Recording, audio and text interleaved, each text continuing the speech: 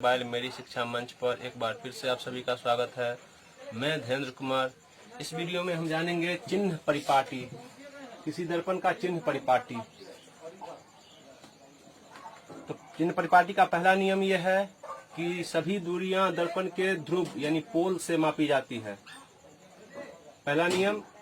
दूसरा नियम यह है कि आपतित किरण की दिशा में मापी गई सभी दूरियां धनात्मक होती है। जैसे ये आपतित किरण की दिशा है, इस दिशा में जो भी दूरियां मापी जाएगी इस दिशा में वो धनात्मक होगी। और आपतित तीसरा नियम है कि आपतित किरण के विपरीत दिशा में मापी गई दूरियां ऋणात्मक होगी, निगेटिव।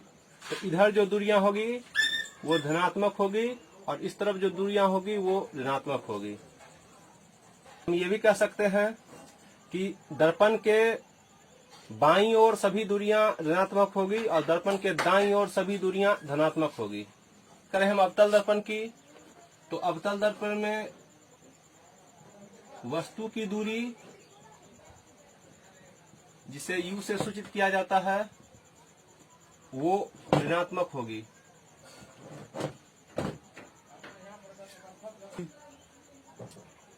प्रतिबिंब की दूरी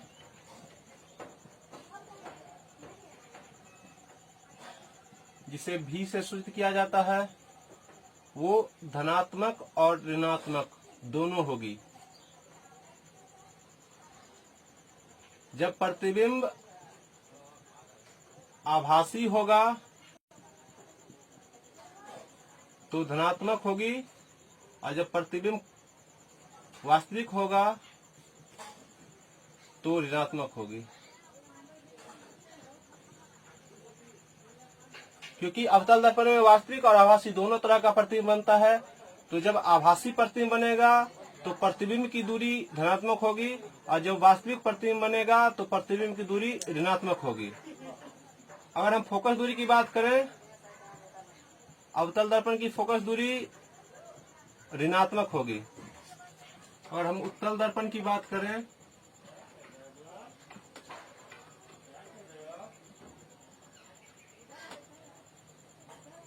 अगर हम उत्तल दर्पण की बात करें तो वस्तु की दूरी जिसे U भी कहा जाता है वो ऋणात्मक होगी। हमेशा याद रखेंगे कि किसी भी प्रतिबिंब में वस्तु की दूरी हमेशा ऋणात्मक ही होगी। प्रतिबिंब की दूरी जिसे V कहा जाएगा वो धनात्मक होगी, क्योंकि उत्तल दर्पण में आभासी प्रतिबिंब बनता है, इसलिए प्रतिबिंब की दूरी धनात्मक होगी। फोकस दूरी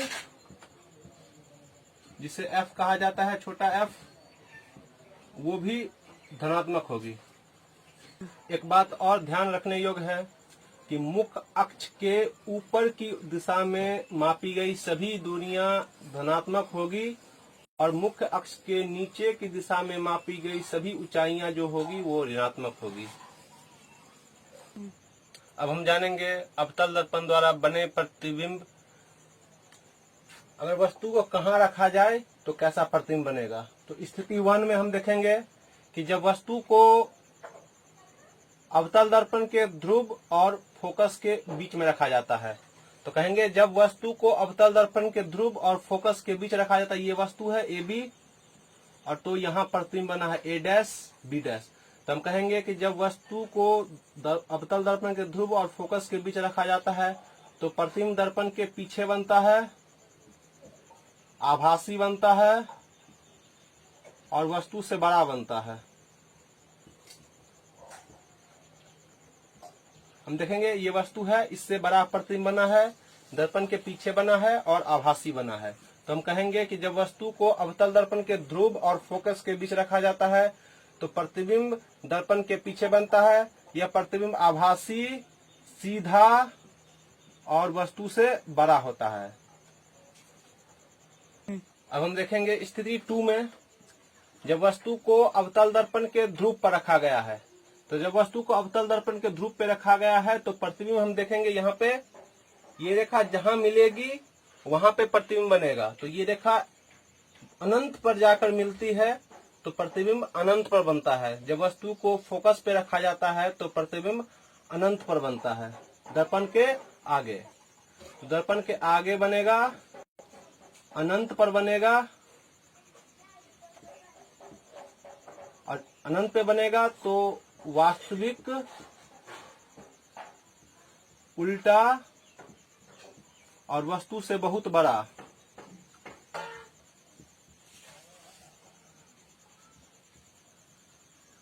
वस्तु से बहुत बड़ा।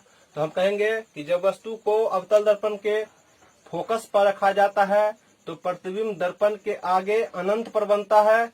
यह प्रतिबिंब वास्तविक होता है, उल्टा होता है और वस्तु से बहुत बड़ा होता है। अब हम तीसरी स्थिति में जानेंगे कि जब वस्तु को अवतल दर्पण के फोकस और वक्रता केंद्र के बीच में रखा जाता है। फोकस और वक्रता केंद्र के बीच में रखा जाता है तो प्रतिबिंब अनंत और वक्रता केंद्र के बीच बनता है। ये देखिए, ये अनंत है और ये वक्रता केंद्र है। अनंत और वक्रता केंद्र के बीच में ये प्रतिबिंब बना है। वस्तु है ए बी, प्रतिबिंब ए डैश बी डैश। देख रहे हैं, प्रतिबिंब दर्पण के आगे अनंत तथा वक्रता केंद्र के बीच बनेगा।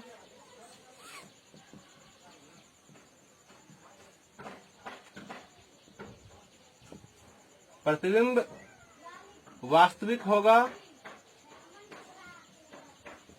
उल्टा होगा और वस्तु से बड़ा होगा।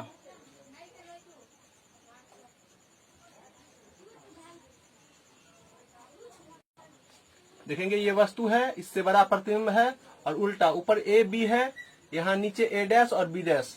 यानी हम कहेंगे कि जब वस्तु को अवतल दर्पण के फोकस और वक्रता केंद्र के बीच रखा जाता है तो प्रतिबिंब अनंत और वक्रता केंद्र के बीच बनता है। यह प्रतिबिंब वास्तविक, उल्टा और वस्तु से बड़ा होता है। कि जब वस्तु को अवतल दर्पण के वक्रता केंद्र पर रखा गया है तो हम देख रहे हैं कि जब वस्तु को अवतल दर्पण के वक्रता केंद्र पर रखा गया है तो प्रतिबिंब भी वक्रता केंद्र पर ही बना है।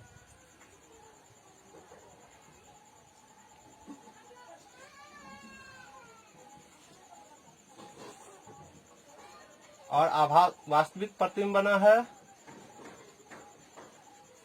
उल्टा बना है और वह देखेंगे आकार भी वस्तु के आकार के बराबर ही है।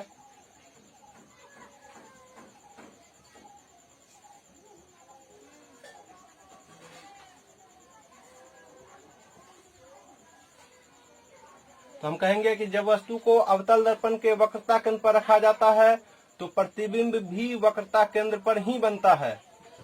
यह प्रतिबिंब वास्तविक होता है, उल्टा होता है और वस्तु के आकार के बराबर होता है। यानी जितना बड़ा वस्तु होगा उतना ही बड़ा प्रतिबिंब बनेगा जब वस्तु को अवतल दर्पण के वक्रता केंद्र पर रखेंगे। तो अभी अवतल दर्पण की 2 स्थिति और बाकी है, उसके बाद हम लोग उत्तल दर्पण के बारे में पढ़ेंगे, लेकिन अगली वीडियो में। धन्यवाद।